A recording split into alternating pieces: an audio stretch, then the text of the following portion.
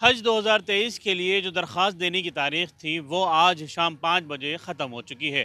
आपको बता दें कि गुज़िश्ता 10 तारीख को आखिरी तारीख थी जिसके बाद उसमें तोसी की गई थी और 10 दिन की मोहलत दी गई थी। अब आज 20 तारीख यानी कि आज वो तारीख मुकम्मल हो चुकी है। अब आइंदा तोसी होने के इम्कानात ना के बराबर हैं।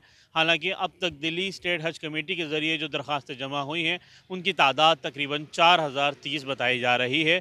वहीं अगर हम बात करें 70 साल से ज़्यादा उम्र के दरख्वास्त गुज़ारों की तो उनकी तादाद 200 से ज़्यादा है। और अगर हम बात करें ख़वातीन की जिनकी उम्र 45 साल से ज़्यादा है और वो अकेले हज पर जाना चाहती हैं, उनकी तकरीबन 47 दरख्वास्तें दिल्ली स्टेट हज कमेटी को मौसूल हुई हैं। अब तक की इत्तलात के मुताबिक कोटा जो है दिल्ली का अब तक मुख्तस नहीं किया गया है और ना ही इस बारे में कोई तफसील दी गई है कि कितना ख़र्च अब तक आएगा। देखिए, अभी तक के जो फिगर्स है वो है 4035 फॉर्म्स अभी रिसीव हो चुके हैं।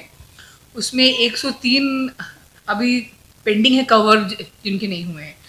बाकी जो है, जो 70 प्लस प्लस वन कंपेनियन वो 205 और फीमेल 45 प्लस जो जा सकती हैं, सिंगल फीमेल वो 47। देखिए, डेट तो बढ़ने का अभी नहीं है, अभी आज लास्ट डेट है। बिकॉज इससे पहले 10 मार्च थी, अब 20 तक तो वैसे ही बढ़ गई है। और खुर्रा के लिए जो है उसके लिए तो हज कमेटी ऑफ इंडिया हमें डेट और टाइम देगी, तो बस इंतज़ार है, ऊपर से जो आदेश आएगा उसके हिसाब से फिर वो उस कार्यक्रम को भी किया जाएगा। आपकी तरफ से क्या कुछ इंतजाम किए गए हैं हज कमेटी को लेकर और आज़मीन को सहूलियत पहुँचाने के लिए?